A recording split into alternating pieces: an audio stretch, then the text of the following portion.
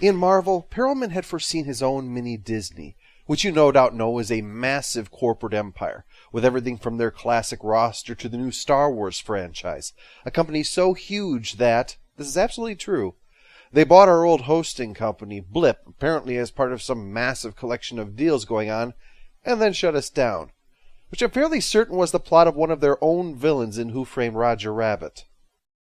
So Perelman and his associates, collectively known as the Townhouse, looked to buy up as much as they could while leveraging their powerful intellectual property. At first, that was all that this had seemed to be, a place to mine for marketing.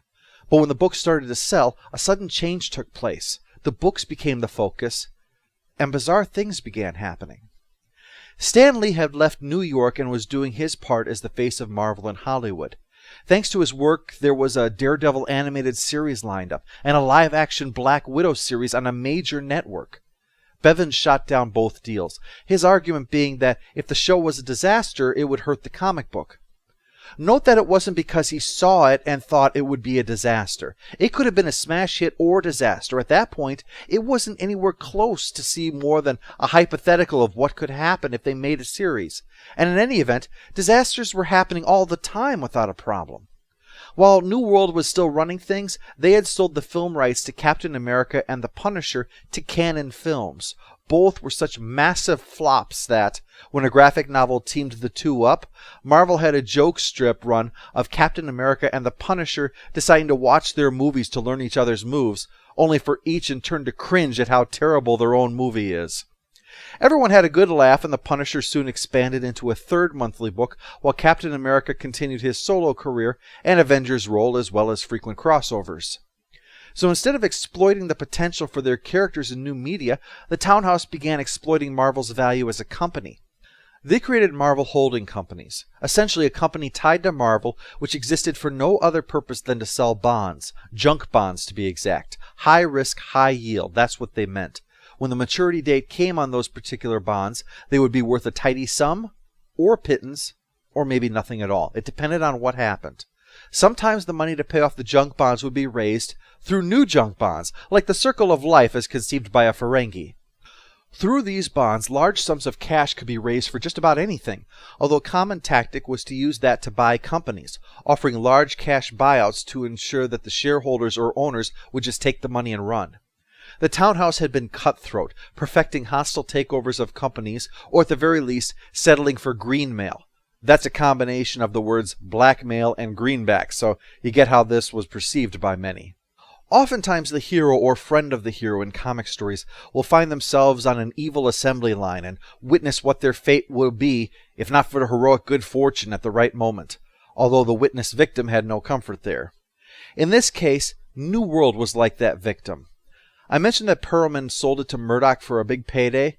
Well, it took a little work to get there, using that to start an entertainment company that expanded into television stations as well as films, and stacking the studio with projects that were never going to actually be produced. Between them, this huge entertainment empire was seen as a powerful tool for Murdoch's new Fox network, hence why it made so much, and why the creative forces at New World quickly found themselves out of a job. Marvel wasn't television stations, though. It was print entertainment, and so it bought out Fleer, the company that produced baseball cards. An Italian company that sold collectible stickers, very popular in Europe at the time, was added to that list, Panini. And there was also interest in a toy company called Toy Biz, but we'll get to that later. Point was that Marvel had stretched itself very far to suddenly become this growing entertainment empire built on a pile of junk bonds. But it was all right. They looked at the books. Even if one or two of these businesses ran into some trouble, there would be enough to keep the ship afloat. In fact, Perelman sometimes bought failing companies to try to balance out profits for tax purposes. So really, it was safe. What was going to happen? Well, Panini, that sticker company, signed expensive licenses to create stickers in such of Disney characters in Europe. But in 1995, two Disney animated films, I believe they are A Goofy Movie and Pocahontas, they did poorly in Europe. The company took a crippling blow from that. In America at the same time, disagreements between players and owners led to the largest Major League Baseball strike in history, upsetting fans of the sport as to them, feuding mega-rich players and fat-cat businessmen canceled the World Series for what seemed like nothing more than a pissing contest. The last thing any of them wanted was to spend money on baseball cards of players who weren't playing baseball. Not to mention a rollout of expensive premium cards akin to the comics cover gimmicks that seemed a living symbol of the wanton greed ruining the national pastime. Fleer was in serious trouble.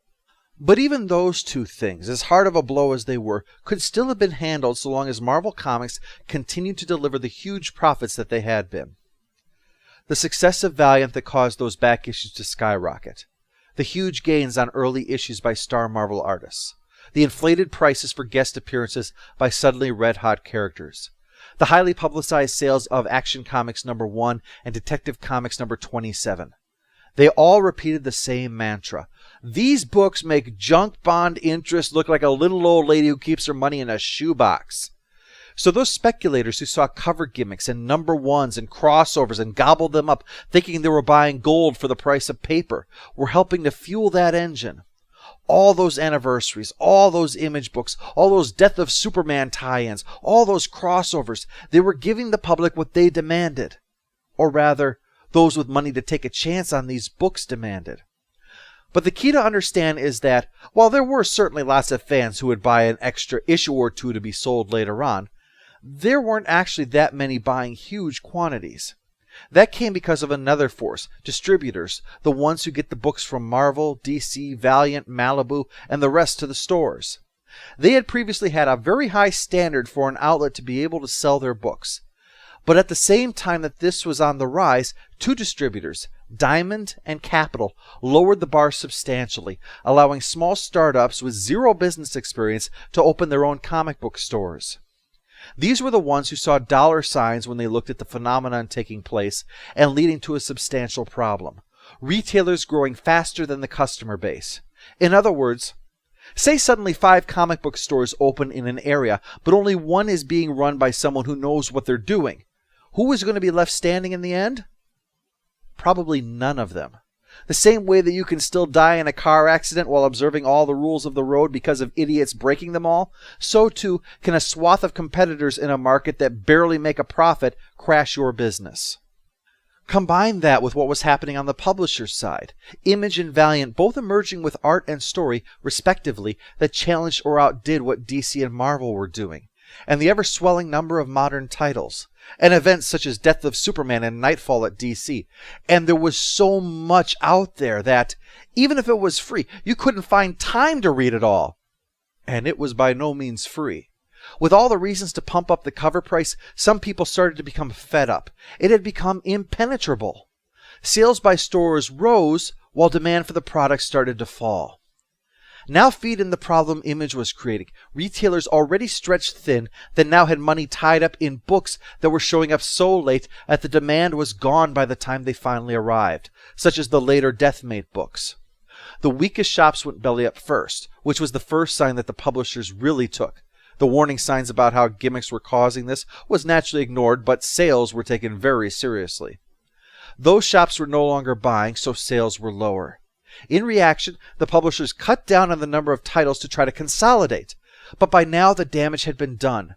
With fewer books to sell now, those better-run stores that were barely surviving now were going belly up as well. In the end, 90% of the comic stores in America closed for good. Now factor in that, because of the ridiculous prices being demanded for comic books, they were beyond the impulse buy that they had been for generations, and that because no newspaper stand or magazine rack could possibly offer the selection of a comic book store because of all those titles and so had given up, all those bridges having been burned, the only outlet now for comics was a storefront that across the country was dying out. It may not have been intended, but they came very close to ending the industry forever. So there it was. Marvel was hit by not one, not two, but 3 crashes in their businesses all over the same 2-year period, when it was heavily indebted on one side to the banks and on the other to the people who bought all those bonds. With a wizard up above it all, deciding whether to pull a financial magic trick or just go while the going's good. And there was a struggling Marvel creative staff and an industry with an attrition rate that was unbelievable. Marvel decided that the distribution system itself was the problem, so they purchased their own distributor, Heroes World, which would have exclusive access to Marvel Comics. Unfortunately, Marvel had gone off half-cocked. Heroes World handled the tri-state area, and handled it very, very well. But there's a big difference between handling one small area and an entire country.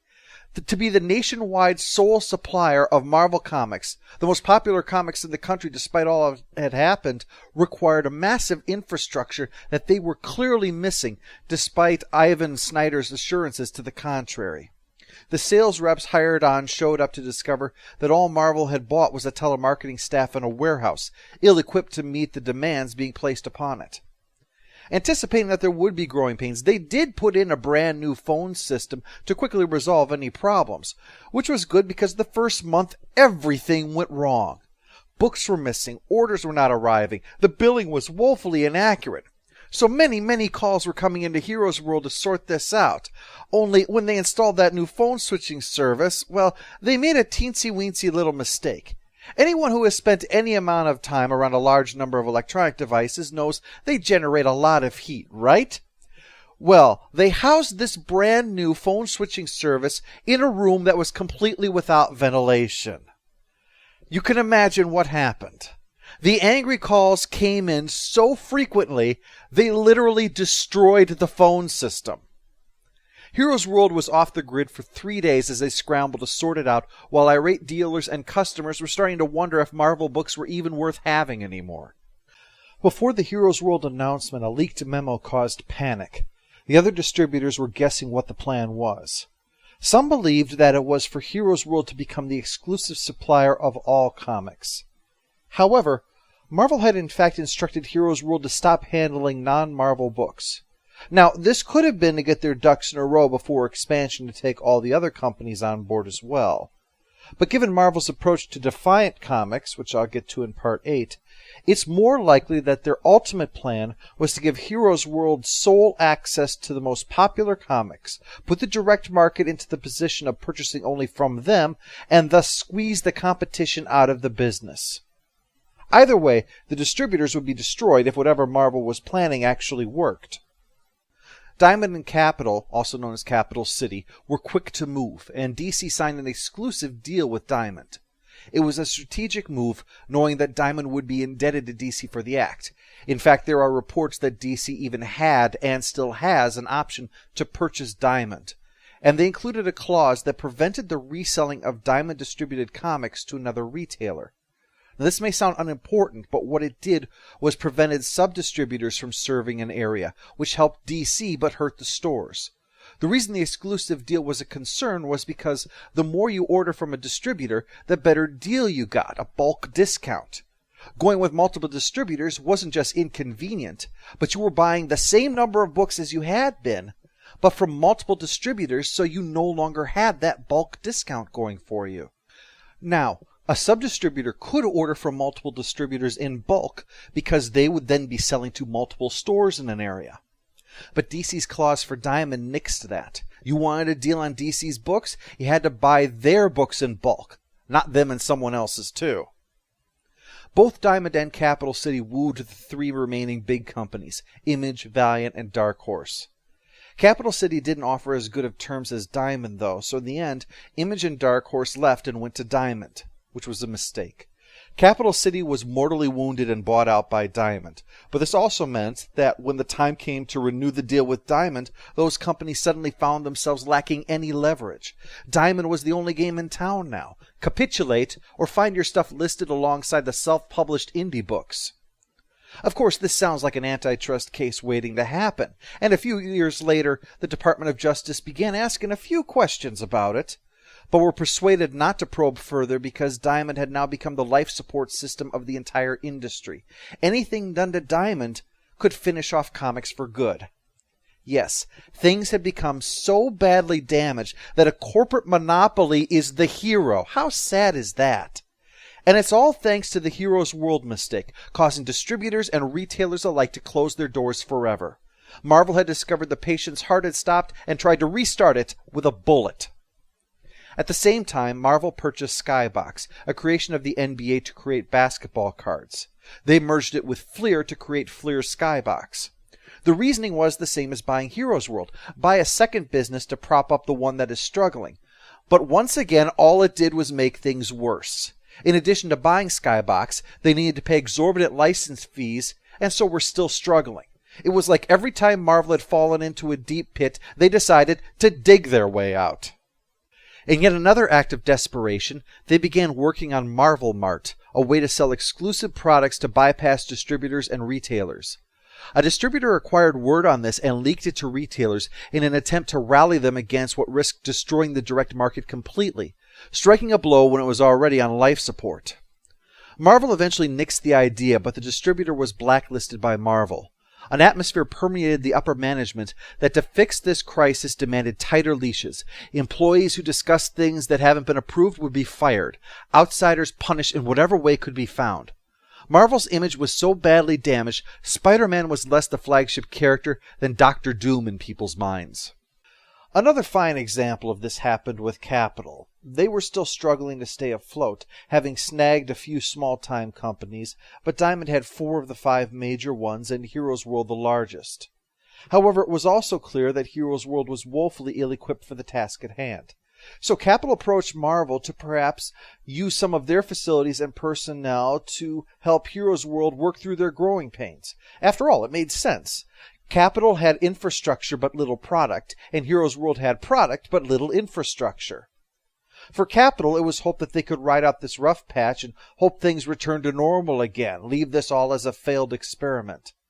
But the deal was refused. If Capitol was in trouble, hey, the plan must be working, right? Well, Heroes World shut down after a year, and Marvel was forced to go to Diamond, cap in hand. Their effort to squeeze out the distributor left them in an even worse position with distributors than before this had started, and Diamond wound up purchasing Heroes World inventory for pennies on the dollar.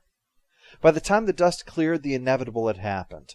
Only a smattering here and there of smart and lucky retailers weathered the storm. Only one distributor survived.